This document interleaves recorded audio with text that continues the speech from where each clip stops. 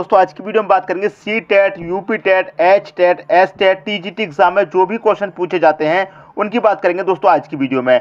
दोस्तों हम वही क्वेश्चन कराते हैं जो एग्जाम में पूछे गए क्वेश्चन होते हैं, सेट पैटर्न के क्वेश्चन होते हैं। यदि आप इनमें से किसी भी एग्जाम की तैयारी कर रहे हैं तो इस वीडियो को अंत तक देखते रहिए। चलिए स्टार्ट करते हैं। पहला क्वेश्चन दिया गया है, त्रिभुज ABC में यदि AB बराबर BC है और कोण B बराबर 70 डिग्री का है तब कोण A की माप क्या होगी। दोस्तों ये आपसे पूछा गया है, ठीक है। तो देखिए कोण बना लेते हैं, एक त्रिभुज बना लेते हैं। ये हो गया दोस्तों आपका एक त्रिभुज, ठीक है दोस्तों। इसमें क्या दिया गया है, ये हो गया आपका A, ये हो गया आपका B, ये हो गया C, ठीक है दोस्तों। AB और दोस्तों ये A है आपका ABC, ठीक है दोस्तों। अब इसमें AB X है आपका, AB और BC आपका बराबर दे रखा है। जब AB आपका X हो गया तो BC भी आपका क्या हो जाएगा, X हो जाएगा, क्योंकि AB और BC बराबर दे रखे हैं। जब AB X हो जाएगा तो BC भी आपका X हो जाएगा। अब देखिए कोण B का मान कितना दे रखा है, 70 डिग्री। कोण B का मान ये है, कितना दे रखा है, 70 डिग्री दे रखा है, ठीक है दोस्तों। कोण B का मान कितना दे रखा है, 70 डिग्री आपको दे रखा है, ठीक है। अब देखिए ये तीनों भुजाएं कितने की होती हैं, तीनों कोण कितने के होते हैं त्रिभुज में, 180 के होते हैं दोस्तों, ठीक है, 180 के होते हैं। जिसमें से हम ये 70 माइनस कर देंगे, 70 को माइनस कर देंगे क्योंकि 70 का तो पहले से दे रखा है, तो 0 में से 0 जाएगा 0, 8 में 7 जाएगा 1 और ये 1, 110 बचा, ठीक है। तो इन दोनों कोणों को 110 में डिवाइड कर देंगे, मतलब ये वाला कोण कितने का हो जाएगा, 55 का हो जाएगा, और ये वाला कोण कितने का हो जाएगा, ये भी 55 का हो जाएगा। यही तो दोस्तों आपको दिया गया है, आपको कोण दिया गया है B, A और C नहीं दिया गया है और आपसे मान A का पूछ लिया गया है।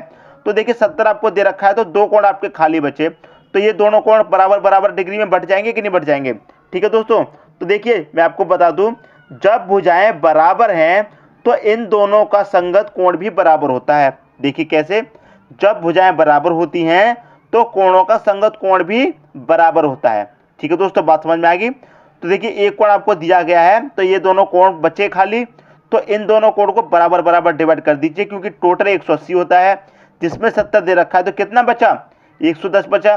तो दो कोणों में डिवाइड कर दीजिए 110 को, बस आपका आंसर आ जाएगा। तो देखिए ए की माप कितनी होगी, ए कितना आपका 55 अंश दे रखा है, तो ऑप्शन नंबर बी आपका सही हो जाएगा।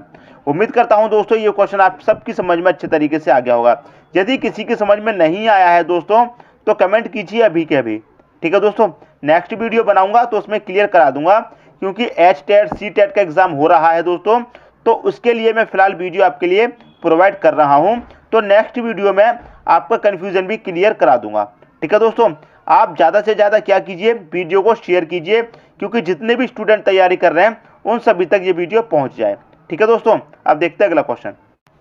अगला क्वेश्चन है, यदि त्रिभुज ABC बराबर, दोस्तों ये साइन आपको दिया गया है। यदि साइन का मतलब आपको नहीं पता है तो मैं आपको बता दूं, इस पूरे साइन का मतलब होता है सर्वांग सम। सर्वांग सम का मतलब होता है दोस्तों कोण भी बराबर और भुजा भी बराबर। देखिए यहाँ पर दो त्रिभुज हैं ABC और एक त्रिभुज है RQP, तो दो त्रिभुज दिए गए हैं, तो इन दोनों त्रिभुज में भुजा भी बराबर होगी दोस्तों और कोण भी बराबर का होगा, ठीक है दोस्तों।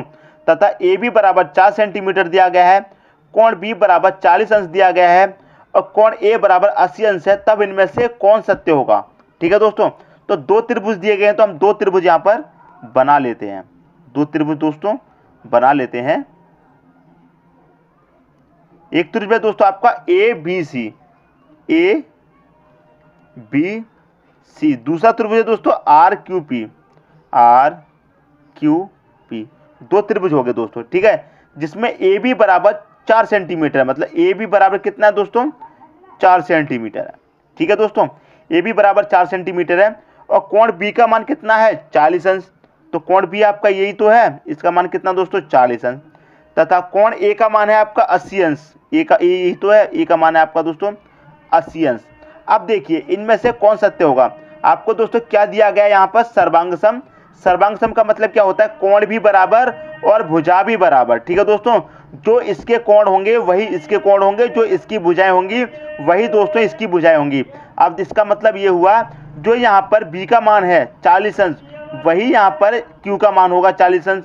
जो इसका कोण होगा वही इसका कोण होगा, क्योंकि ये दोनों एक दूसरे के बराबर होंगे। सर्वांग सम का मतलब यही होता है, कोण भी बराबर और भुजा भी बराबर। तो ये कोण भी बराबर हो जाएगा 40 अंश का और ये कोण भी बराबर हो जाएगा 80 अंश का, और ये भुजा भी बराबर हो जाएगी दोस्तों 4 सेंटीमीटर की।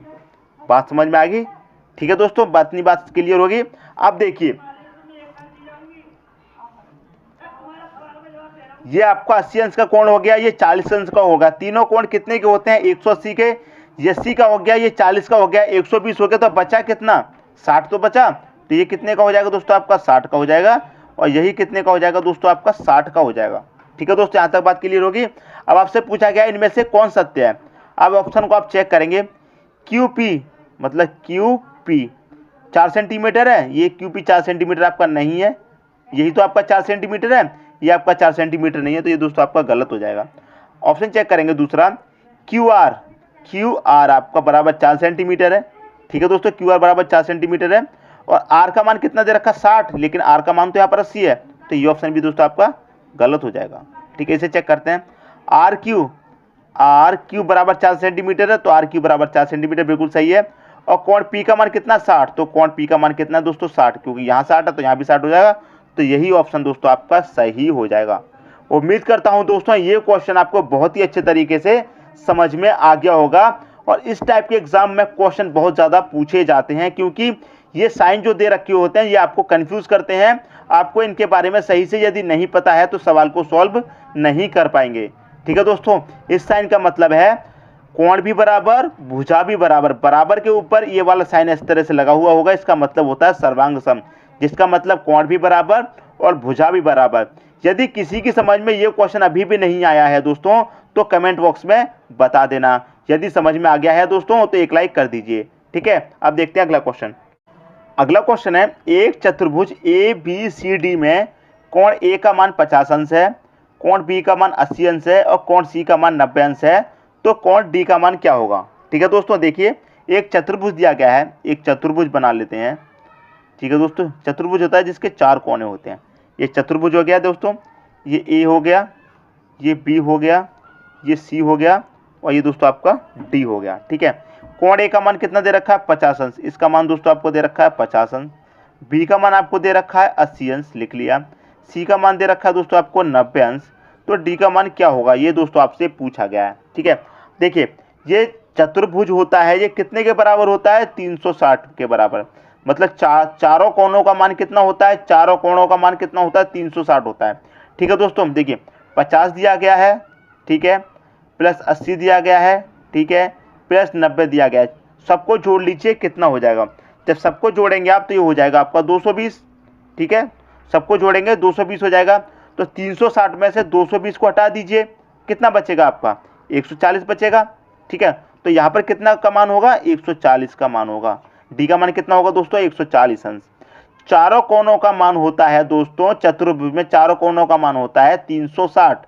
ठीक है, इसमें से 50 दिया गया है, एक का 80 दिया गया है, एक का 90, इसी का तो बचा। तो 360 में से कितना दिया गया है? टोटल 220 दे दिया गया है। ठीक है, बचा कितना? 140। तो डी का मान होगा दोस्तों 140। ऑप्शन नंबर सी आपका सही हो जाएगा। ठीक है दोस्तों, बहुत ईजी क्वेश्चन है, लेकिन यदि आपको नहीं आता है तो आप कंफ्यूज हो जाएंगे कैसे सॉल्व करना है। ठीक है दोस्तों, उम्मीद करता हूं ये क्वेश्चन आपकी समझ में अच्छे तरीके से आ गया होगा। अब देखेंगे दोस्तों अगला क्वेश्चन। अगला क्वेश्चन है, किसी त्रिभुज की दो भुजाओं के मध्य बिंदुओं को मिलाने वाला रेखाखंड तीसरी भुजा का होता है। आधा होता है, 1/3 होता है, बराबर होता है, या फिर इनमें से कोई भी नहीं होता है। ठीक है दोस्तों, एक त्रिभुज बना लेते हैं।